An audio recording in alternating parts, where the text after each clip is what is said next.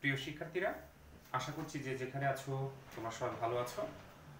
আমাদের আজকের ক্লাসটি যে বিষয়টি নিয়ে হবে সেটি হচ্ছে প্রবন্ধ কাজী নজরুল ইসলামের রুদ্রমঙ্গল। ক্লাসটি প্রধানত মাস্টার্স শ্রেণীর শিক্ষার্থীর জন্য, তারপরেও এটি অনার্স, এসএসসি সব লেভেলের শিক্ষার্থীরা এই বিষয়টির জন্য ক্লাসটি উপভোগ করতে পারবে এবং সবার জন্যই এখান থেকে আমরা অনেক কিছু শেখার আছে। তো শুরুতে বলছি, আমার চ্যানেলটাকে তোমরা কষ্ট করে সাবস্ক্রাইব করে দাও এবং পাশে থাকা বেল আইকনটিকে ক্লিক করো, যেন পরবর্তী যে আরো যে ভিডিও ক্লাসগুলো পাবে সবার আগে যেন তার নোটিফিকেশন পেয়ে যাও। এছাড়া আমার চ্যানেলে আরো বেশ কিছু ক্লাস রয়েছে, কিছু কবিতা আবৃত্তি রয়েছে, সেটাও তোমরা দেখতে পারো। তো আমরা কাজী নজরুল ইসলামের শুরুতে আমরা আরেকটু কথা বলি, সেটা হচ্ছে প্রবন্ধ। আসলে প্রবন্ধটা কি? আমরা অনেকেই, যদি তোমরা জানো এমএ শ্রেণীর শিক্ষার্থী, তারপর আরেকটু ক্লিয়ার করে দিই। প্রবন্ধ এবং গল্প বা ছোট গল্প, যাকে গল্প বলছি তাকে ছোট গল্প বলছি আমরা। এর মধ্যে কি মৌলিক পার্থক্য রয়েছে? একাধিক মৌলিক পার্থক্য রয়েছে। তার মধ্যে একটু পার্থক্যটা আবার পরিষ্কার করে নিচ্ছি আমরা। প্রবন্ধ হচ্ছে একজন লেখকের কোনো একটি বিষয়ে সূক্ষ্ম অনুসন্ধিৎসু একটি মনের যুক্তিতর্ক বিশ্লেষণ, যার মধ্যে কোনো ঘটনা নেই, যার মধ্যে কোনো চরিত্র নেই, শুধুই রয়েছে কোনো একটা বিষয়ে একটা গভীরতর আলোচনা এবং বিশ্লেষণ। অনেক সময় প্রবন্ধ রসবোধের অভাব ঘটে, কাঠখোট্টা হয় যাকে বলে, কিন্তু এর মধ্যে জ্ঞানগর্ভ অনেক আলোচনা থাকে। আর গল্প যাকে বলছে, গল্পের মধ্যে প্রধানত এর মধ্যে একটি ঘটনা থাকবে, চরিত্র থাকবে, অর্থাৎ পাত্রপাত্রী থাকবে, নায়ক নায়িকা থাকবে এবং এক একাধিক চরিত্র মুখ্য ভূমিকা পালন করবে। তাহলে প্রবন্ধের মধ্যে কোনো চরিত্র নেই, পাত্রপাত্রী নেই, কোনো ঘটনা নেই, শুধু রয়েছে এক বা একাধিক বিষয়ে লেখকের সুতীক্ষ্ণ বিশ্লেষণ। আর গল্পের মধ্যে রয়েছে ঘটনা, পাত্রপাত্রী এবং এক বা একাধিক চরিত্র প্রধান ক্রিয়াশীল অবস্থায় থাকে। গল্পের একটি এন্ডিং থাকে। প্রবন্ধ চাইলে মনে হলেই শেষ হলো, কিন্তু এরপরে আরো টেনে যাওয়া যেতে পারে। আবার ছোট গল্পের এমন একটা জায়গায় শেষ হলো, না, এর মধ্যে একটা অতৃপ্ততা বোধ রয়ে যায় যে এরপরে আরো কিছু রয়ে গিয়েছে। তো আমরা তাহলে প্রবন্ধ এবং ছোট গল্পের মধ্যে কিছু মৌলিক পার্থক্যের কথা আমরা সংক্ষেপে সেরে নিলাম। আমরা আজকে যেটা আলোচনা করব সেটি কাজী নজরুল ইসলামের রুদ্রমঙ্গল। আসলে রুদ্রমঙ্গল শব্দ দ্বারা কি বোঝানো হয়েছে সেটা একটু তোমাদের মনের মধ্যে অনেকের প্রশ্ন জাগতে পারে। রুদ্র শব্দের অর্থ হচ্ছে হিন্দু ধর্মের শিবকে বোঝানো হয়। মঙ্গল মানে মঙ্গলাকাঙ্ক্ষী। তাহলে আপাতত দৃষ্টিতে এটি মনে হতে পারে শিবের জয়গান গাওয়া হয়েছে, শিবের মঙ্গল গান গাওয়া হয়েছে। আসলে কিন্তু ব্যাপারটি এরকম নয় কখনোই।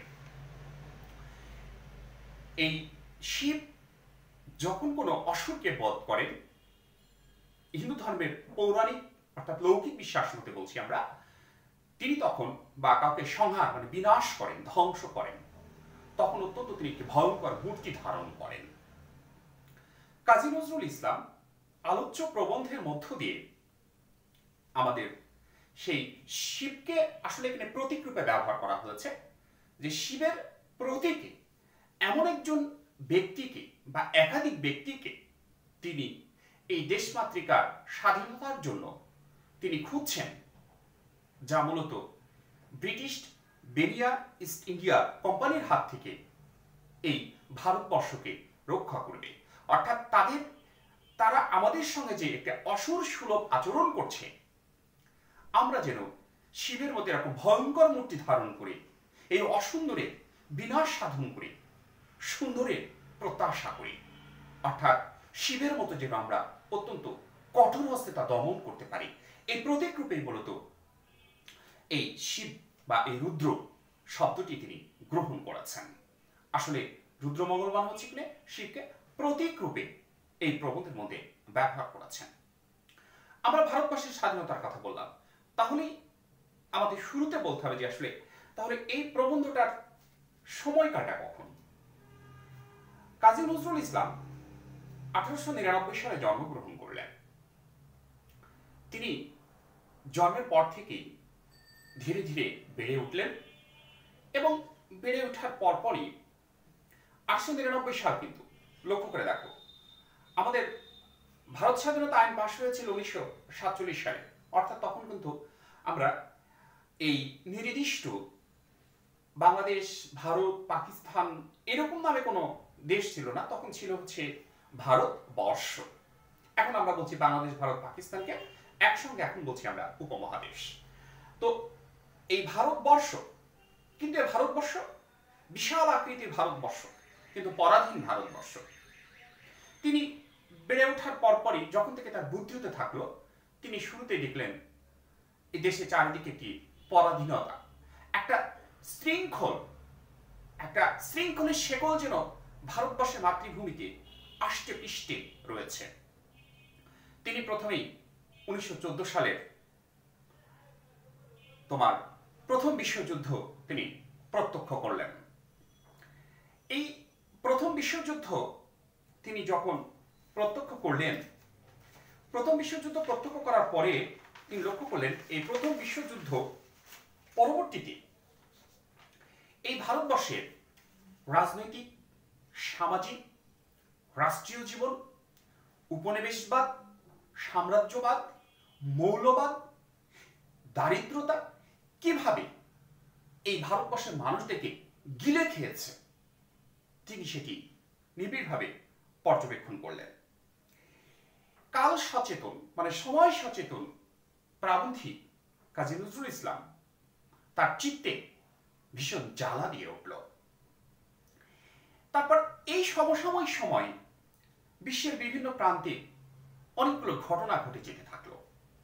যেমন 1917 সালের রুশ বিপ্লব, আয়ারল্যান্ডের স্বাধীনতা সংগ্রাম, তুরস্কের কামাল পাশার নেতৃত্বে নবজাগরণ, সত্যাগ্রহ আন্দোলন, 1919 সালের রাওলাত আইন, 1919 সালের মন্টেও চেমসফোর্ড শাসন সংস্কার রিপোর্ট, 1919 সালের ভারতের জালিয়ানওয়ালাবাগ হত্যাকাণ্ড, 1920 সালের অসহযোগ আন্দোলন, 1922 সালের অসহযোগ আন্দোলন তো ভারতবর্ষে, 1922 সালের আইন অমান্য আন্দোলন, 1925 সালের দক্ষিণেশ্বর বোমা কারখানার খবর। এগুলো মধ্য দিয়ে কাজী নজরুল ইসলামের একটি চেতনায় ভীষণভাবে আঘাতগ্রস্ত হয়। তার মানসিকতা একটি নতুন রূপ লাভ করে। এরপর প্রেক্ষাপটে কাল সচেতন কবি শুধু নিজের আমিত্বটাকে নিয়ে নিজের মধ্যে তিনি বসবাস করতে পারেননি, তিনি নিজের আমিত্বটাকে সবার মধ্যে ছড়িয়ে দিয়েছেন। চারিদিকের অনাচার, শোষণের নামে নির্যাতন, জুলুম, এগুলো তিনি প্রত্যক্ষ করেছেন এবং এই প্রত্যক্ষ করার কারণে তিনি 1926 সালে একটি প্রবন্ধ লিখলেন। ওই সময় অনেকগুলো প্রবন্ধ লিখছেন, তার মধ্যে একটি হচ্ছে রুদ্রমঙ্গল। অর্থাৎ তাহলে 1926 সাল এই রুদ্রমঙ্গল প্রবন্ধের প্রকাশকাল। তাহলে আমরা কিন্তু বুঝতে পারছি প্রিয় শিক্ষার্থীরা যে আমি কিন্তু একটি প্রেক্ষাপট বলে দিলাম যে একটি সাহিত্য যখন তৈরি হয় কোন সময়ের প্রেক্ষাপটে নিয়ে লেখা, তাহলে সাহিত্যটা বুঝতে আমাদের সুবিধা হয়।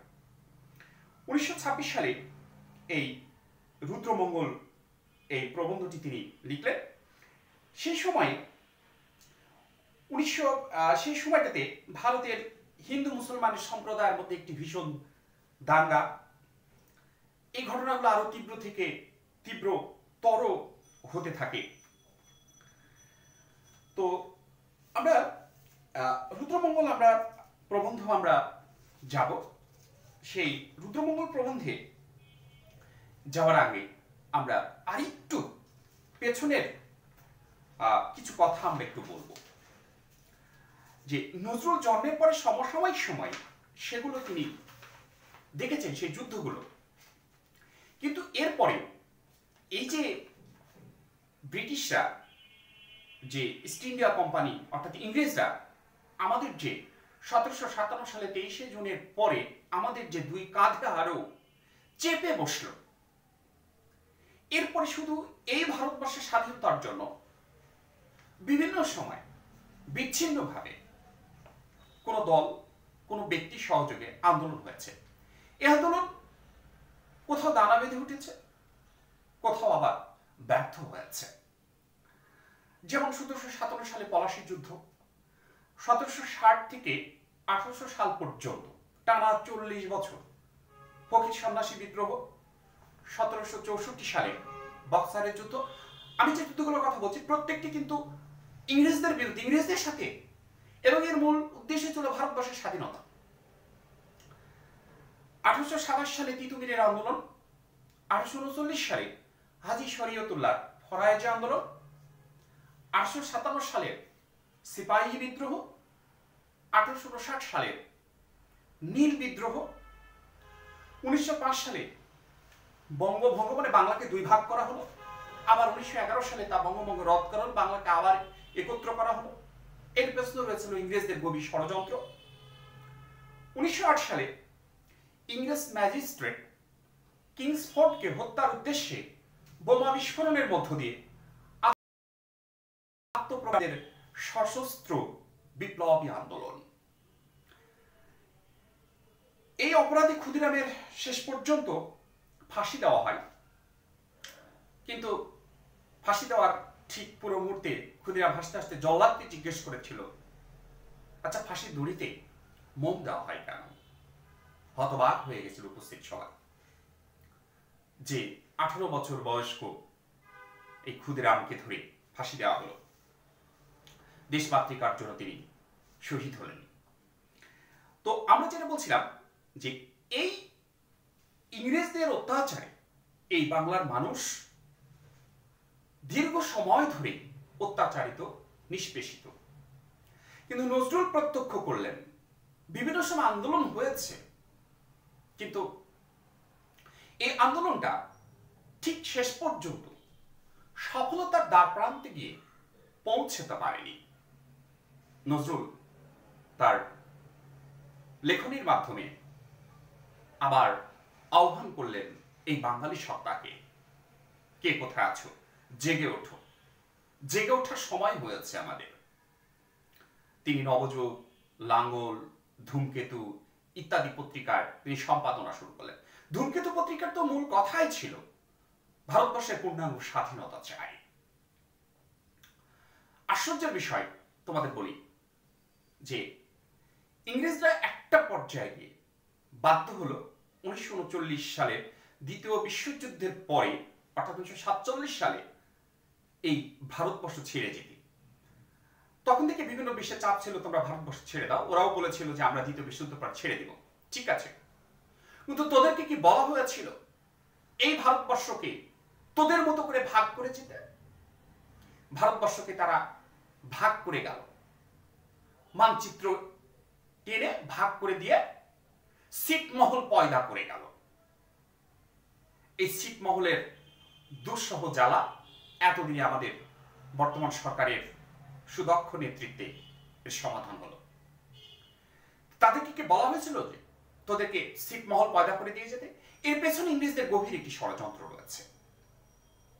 তারা যদি আমাদের এই বাংলাকে, আমাদের এই ভারতবর্ষকে যদি ছেড়ে দিয়ে চলে যেত, আমরা নিজেরা ঠিক করতে পারতাম আমার দেশের সীমানা কি হবে, কিভাবে এই ভারতবর্ষ শাসিত হবে, আমরা আমাদের মতো করে ঠিক করতে পারতাম। কিন্তু এমন একটি বিষয় তারা করে দিয়ে গিয়েছে, এমনকি রাজনীতির বীজ তারা আমাদের মধ্যে ঢুকিয়ে দিয়ে গিয়েছে, যার পরিণাম আমরা অনন্তকাল ধরে ভোগ করতে থাকব। প্রত্যেকটির পেছনে তাদের ছিল একটি গভীর ষড়যন্ত্র। তো আমরা শুরুতেই একটু এবার প্রাসঙ্গিক আলোচনায় চলে আসি, সবই প্রাসঙ্গিক, এরপরেও একটু ভূমিকা করে নিলাম, তাহলে আমাদের এটি বুঝতে সুবিধা হবে। একটি প্রবন্ধ। শিক্ষার্থীরা তোমরা ক্লাসটি যখন উপভোগ করবে, যদি রুদ্রমঙ্গল প্রবন্ধটা পারো, নেট থেকে ডাউনলোড দিয়েও 1.5 পৃষ্ঠার একটি প্রবন্ধ, 1.5 পৃষ্ঠা হাতে নিয়ে দেখতে পারো, তাহলে আমার কথাগুলোর সঙ্গে মিলিয়ে নিলে তোমাদের জন্য আরো বেশ ভালো হবে। প্রবন্ধের প্রথম লাইনটি হচ্ছে এরকম, দেখো, নিশীথ রাত্রি, সম্মুখে গভীর তিমির, পথ নাই, আলো নাই, প্রলয় সাইক্লোনের আর্তনাদ, মরণ বিভীষিকার রক্ত সুর বাজাচ্ছে। তারই মাঝে মাকে আমার উলঙ্গ করে টেনে নিয়ে চলছে, আর চাপকাচ্ছে যে সে দানব নয়, দেবতাও নয়, রক্ত মাংসের মানুষ। ধীরে ধীরে পিছনে চলেছে 33 কোটি আধারের যাত্রী। এই 33 কোটি আধারের যাত্রী বলতে তৎকালীন ভারতবর্ষের এই সাধারণ এই বাঙালিকে বোঝানো হচ্ছে। এই যে একটি শুরুতের যে ভাষা, এই ভাষা দিয়ে তৎকালীন একটি রাজনৈতিক সমসাময়িক একটি অস্থিরতার চিত্র তিনি তুলে ধরেছেন। এই ভাষাটা একটা চাঁচা ছোলা ভাষা, একটি নিরাভরণ ভাষা, ডাইরেক্ট ভাষা। এ ভাষা কথা কয় না, এ ভাষা ডাইরেক্ট অ্যাকশন করে। এতে কবিত্ব নেই নজরুলের, তথাকথিত এতে কোনো পোজপাজ নেই ভাষার মধ্যে, কোনো মসৃণ সাহিত্যের স্ত্রী করা নেই এর মধ্যে। এই ভাষা তেল তেলে মসৃণ সুগার কোটেড ভাষা নয়। এই ভাষা অমসৃণ, এবড়ো থেবড়ো। আর এটি যেন এই ভাষার প্রকৃত সৌন্দর্য। এই ভাষার তীক্ষ্ণ স্বর, মানে তীরের মতো একেবারে সরাসরি কলজে আঘাত লাগে, কলজে যেন ফেরে যেন রক্ত বের হতে থাকে নজরুলের এই ভাষা শুনলে। এই ভাষার মধ্যে রয়েছে একটি আত্মকণ্ঠে কি অসহায় ক্রন্দন, বেদনা, হাউতাস। আর এই যে 33 কোটি আধারের যাত্রী, সাধারণ আমাদের এই বাঙালিকে বোঝানো হয়েছে, সাধারণ মানুষকে বোঝানো হয়েছে। অর্থাৎ এইখানে যে বলছে যে আমার মাকে উলঙ্গ করে টেনে নিয়ে চলেছে, চাপকাচ্ছে, সে দানবও নয়, সে দেবতাও নয়, রক্তে মাংসের মানুষ। এই রক্ত মাংসের মানুষকে তৎকালীন ইংরেজ প্রশাসক সর্বতভাবে আমাকে কিভাবে শাসন করা যায়, কিভাবে শাসনের নামে শোষণ করা যায়, এবং শোষণের সর্বোচ্চ মাত্রায় আমাদেরকে নিষ্পেষিত করা হচ্ছে। আমরা শুধু অসহায়ের মতো ক্রন্দন করছি। যতবারই কেউ আলো জ্বালাতে চায়, কেউ আন্দোলন করে সামনের দিকে আসতে চায়, ততবারই যেন তা নিভে যায়। তাই আত্মকণ্ঠে অসহায় ক্রন্দন কি, বোধন না হতে মঙ্গল ঘট ভেঙেছে। বোধন না হতে মঙ্গল ঘট ভেঙেছে একটি উপমা, একটি প্রবাদ তিনি ব্যবহার করেছেন।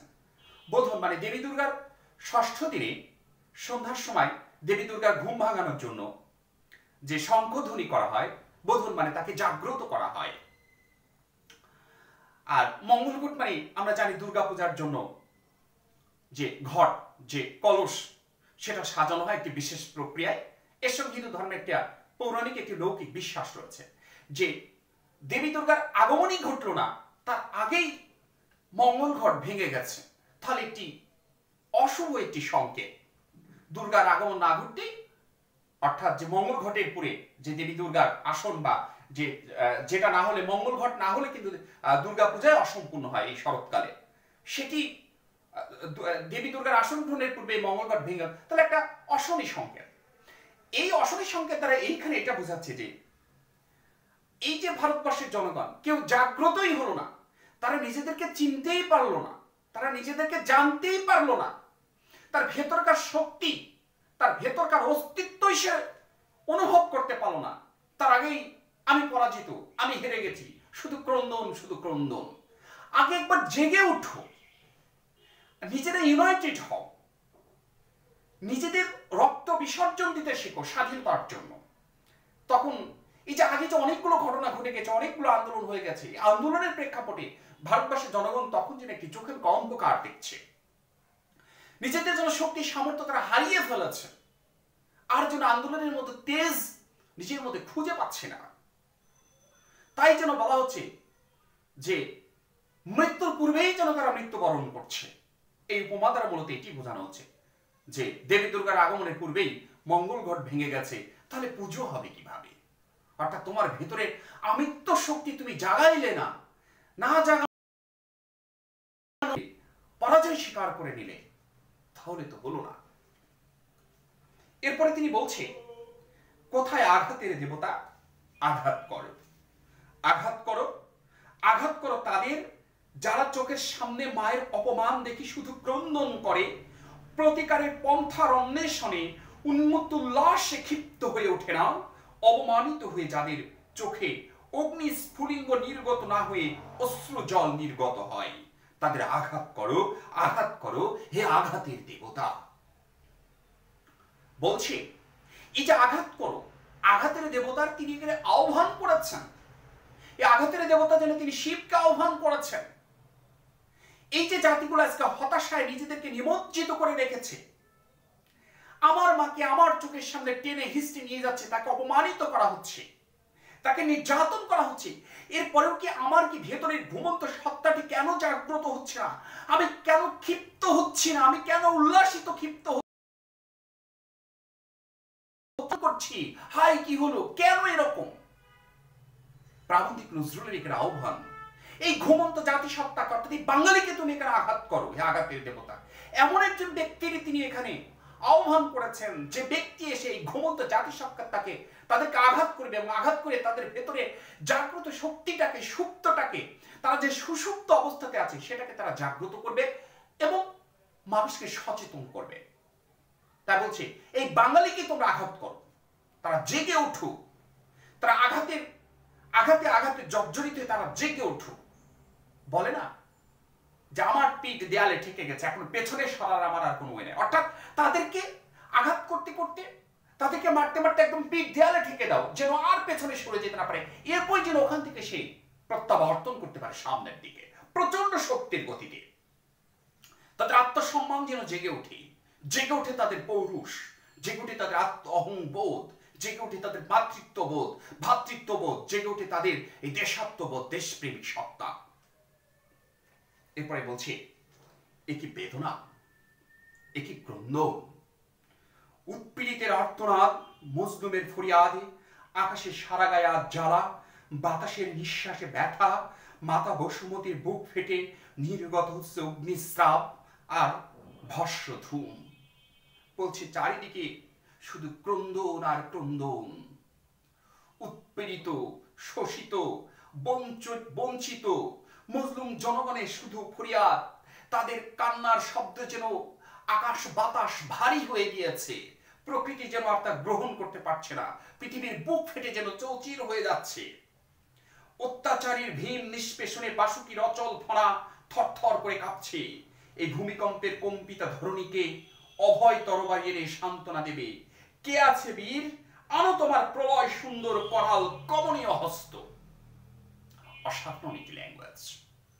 নজরুলের বিদ্রোহ শুধু তার বিদ্রোহী কবিতার মধ্যে নয়, তার প্রবন্ধের ভাষাতেও রয়েছে কি অসাধারণ বিদ্রোহ। তার প্রবন্ধের মধ্যে যেন রয়েছে কবিতা, কবিতার মধ্যে যেন রয়েছে প্রবন্ধের বিদ্রোহ। তার এই বিদ্রোহ সব জায়গায়। তাই বলছে এই ভীম মানে হচ্ছে ভীষণ, যদিও ভীম শব্দের আরেকটা অর্থ রয়েছে দ্বিতীয় পাণ্ডব, শিব। শিব, ভীম মানে শিব, দ্বিতীয় পাণ্ডব, আবার ভীষণ। এইখানে যে অত্যাচারের ভীষণ নিষ্পেষণী, বাসুকি মানে এখানে সর্পরাজ, সর্পরাজ অনন্তের যেন যে ফণা রয়েছে, অর্থাৎ এই যে বাঙালির সত্তার যে আমরা বাঙালিতে ফুঁসে উঠি, কিন্তু আজকে ফুঁসে ওঠার ভয় যেন আমার যেন ফণা থরথর করে যেন কাঁপছে। আমি কাঁপাতে যেন এই প্রকৃতি ভূমিকম্প হয়ে গিয়েছে।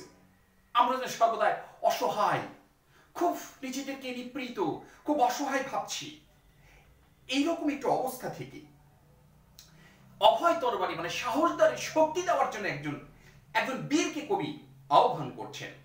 আরো তোমার রক্ত কৃপানের বিদ্যুৎ হাসি, এমন একজন বীর আসবেন যার রক্ত কৃপান, কৃপান মানে অস্ত্র, যে সে অস্ত্রের থেকে যেন একটা বিদ্যুতের হাসি বেরিয়ে যাবে। আনো তোমার মারণ মঙ্গল অভয় হাসি, হে আমার ধ্বংসের দেবতা, একবারই মহাপ্রলয়ের বুকে তোমার ফুলের হাসি দেখাও। স্তূপীকৃত শবের মাঝে শিবের জটায় কচি শশী হেসে উঠুক। এই কুৎসিত অসুন্দর সৃষ্টিকে নাশ করো, বিনাশ করো হে সুন্দর রুদ্র দেবতা। এই গলিত আত্মপ্রলয়ের সৃষ্টি প্রলয় ভস্মটিকা পরে নবীন বেশে এসে দেখা দাও।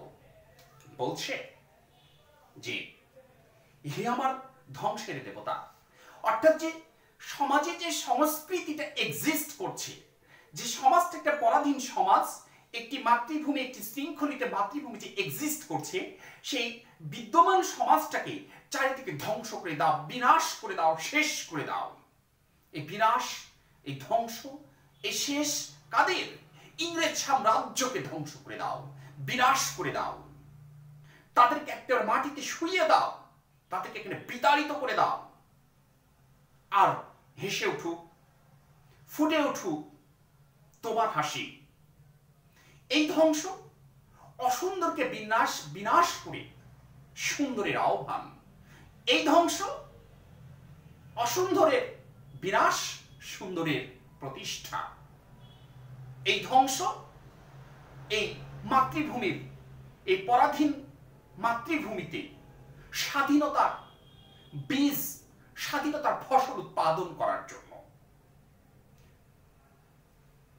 জাগো জনশক্তি, হে আমার অবহেলিত পদপৃষ্ট কৃষক, আমার মুটে মজুর ভাইরা, তোমার হাতের এ লাঙ্গল আজ বলরাম স্কন্ধে হলের মতো ক্ষিপ্ত তেজে গগনের মাঝে উৎক্ষিপ্ত হয়ে উঠো।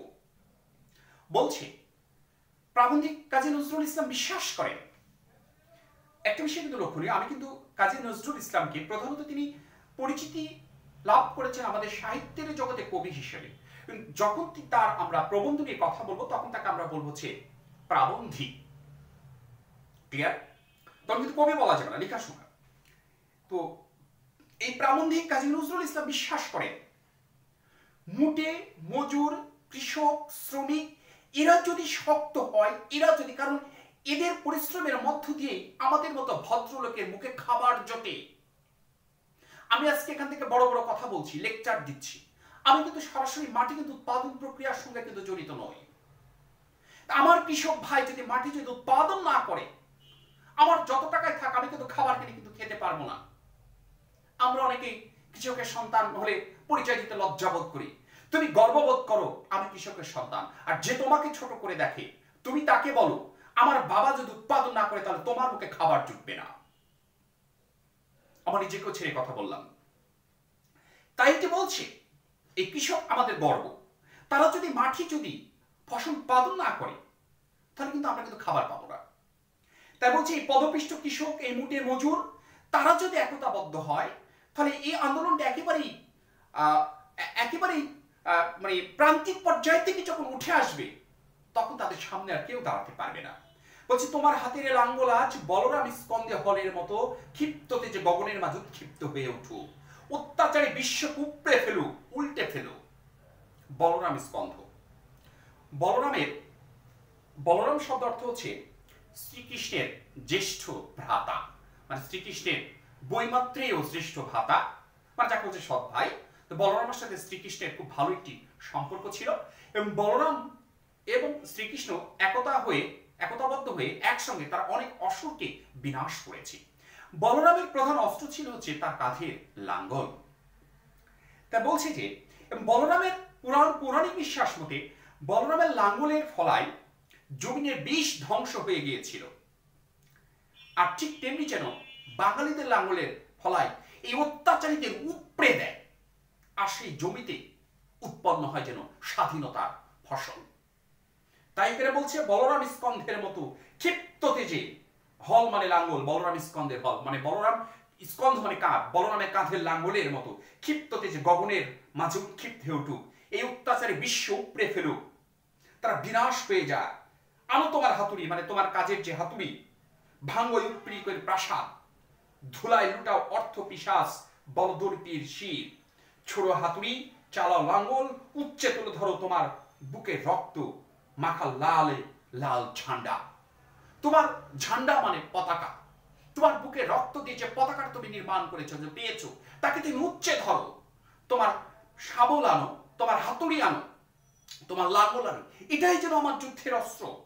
যারা তোমাদের পায়ের তলায় এনেছে তাদের তোমরা পায়ের তলায় আনো, সকল অহংকার তাদের চোখের জলে ডুবাও।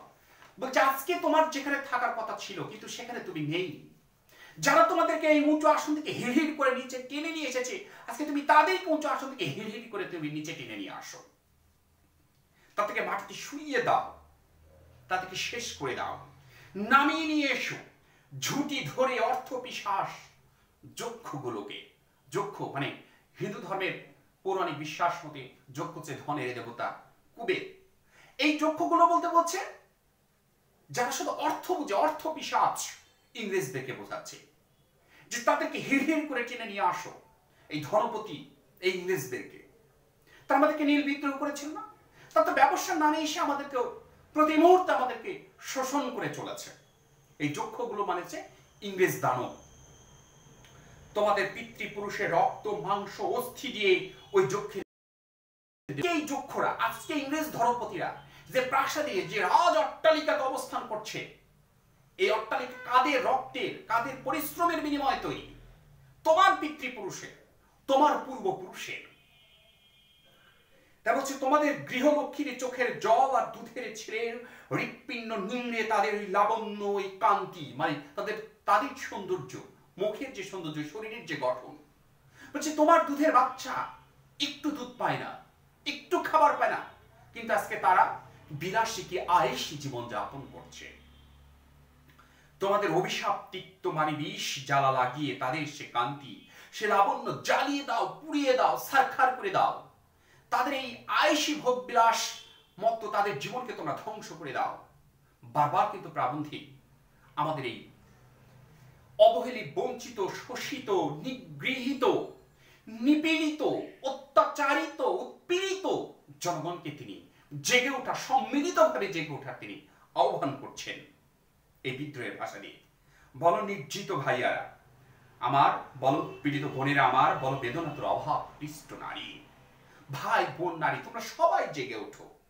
এখানে শেষে একটি কবিতার 4টি লাইনের মধ্যে দিয়ে তিনি এটি শেষ করেছেন। দেখো শেষে আবার বলছে জয় ভৈরব জয় শঙ্কর, জয় জয় প্রলয়ঙ্কের শঙ্কর শঙ্কর।